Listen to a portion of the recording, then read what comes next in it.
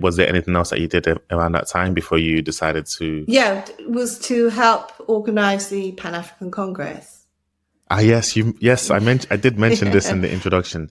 Tell me about that. How did that become a thing? So you organized the first. No, what happened was Tajudin Abdulrahim, Dr. Tajudin Abdulrahim, Nigerian, Rhodes Scholar, so from Oxford, brilliant historian, I think, and he knew his stuff inside out. He came to Germany and he was seeking out people who would come to the 7th Pan-African Congress. So they arrived at our doorstep, literally. So they were in my house, so speaking with my late husband and myself, and we decided we would go. So we funded ourselves. My husband did a seminar at the Pan-African Congress, and I, along with my friend, Marianne Balé, Mamadou Balé, so from Cameroon, the two of us, we went, and this is when Tajudin was talking about organising a pre-Congress for women. And we said, yes, we'll organise that. So we did. So this is I think it's the first time in the history of any African National Congress that a women's only, well, it was women's led. We allowed men in, but they had to listen rather than speak. Yeah. So I think it's the first time an African Women's Congress has been held as part of the Pan-African Congress. And this happened in Uganda? Yeah. And we organised that. That was in 1994. I was 4 years old then.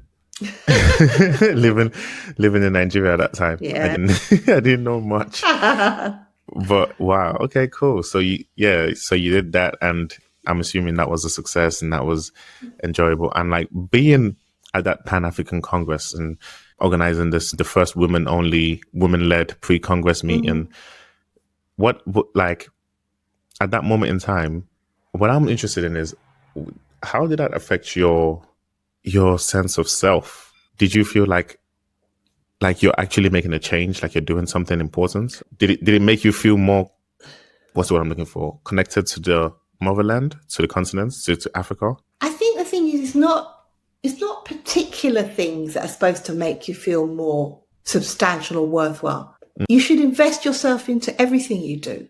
It doesn't matter whether it's building a school or sweeping the streets. It's just that you're fully present and that you think what you're doing is important, because I do believe in the power of one. Yes, a group is very important, but you as an individual have to make a decision first and have the courage to follow through on your convictions. So I think what the Pan-African Congress helped me to do was to really appreciate Uganda and Ugandan women, and to have an understanding, because everybody was there, Somalian, not only Somalian, Sudan, the North and South Sudan, they were both sections there. Everybody was there. Everybody. It was very historical to be in the room, in the conference with everybody and listen to all the different issues and how people were doing things. It was a privilege in that sense. And so when Marianne and I came back, we decided, off we go.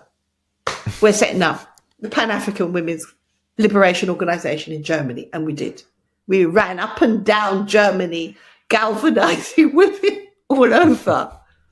So it did inspire you. That event was inspirational. Yes, it did. We did that. And it's still going.